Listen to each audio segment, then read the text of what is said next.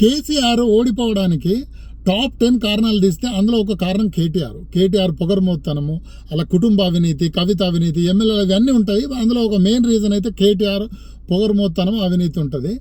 అధికారం కోల్పోయినా అది ఇంకా ఏమాత్రం తగ్గినట్టు కనిపించట్లేదు. అధికారం కోల్పోయి 2 ఏళ్ళు అయింది.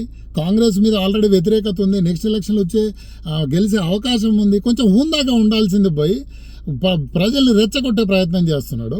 నిన్న ఒక నేషనల్ మీడియా ఒక కాన్క్లేవ్ కండక్ట్ చేస్తే అందులో పోయి నేపాల్ తరపు సిచ్యువేషన్ గవర్నమెంట్ ఫెయిల్ అయితే రావడంలో తప్పేముంది, రావాలన్నట్టుగా మాట్లాడాడు. అప్పటికే యాంకర్ పబ్లిక్ని అడిగింది నేపాల్ లాగా కావాలంటే వద్దనే ఎక్కువ మంది చేతులు లేపి, అయినా బుద్ధి తెచ్చుకోకుండా ఏమైనా జరగచ్చు, నైట్ శ్రీలంక అంట.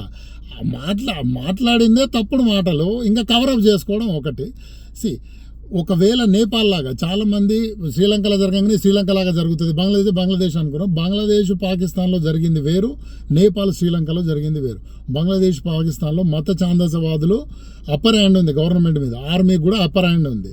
నేపాల్ శ్రీలంకలో జరిగింది. నేపాల్లో జరిగింది ఏదో గొప్ప పోరాటమో రెవల్యూషన్ అనుకోవద్దు.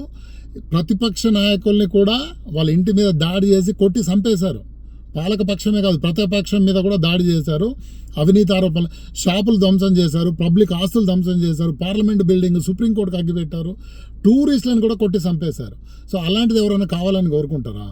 ఒకవేళ అలాంటిది వస్తే తెలంగాణలో మొదటి అటాక్ అయ్యేది ఎవరు?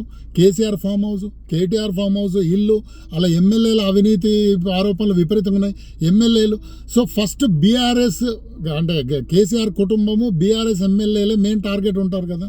కొంచెం ఆలోచించి మాట్లాడాలా. అధికారం కోల్పోగానే ఒక టైపు ఆతృత, అదేంది రాహుల్ గాంధీ లాగా అపరిపక్వత ప్రదర్శించవద్దు.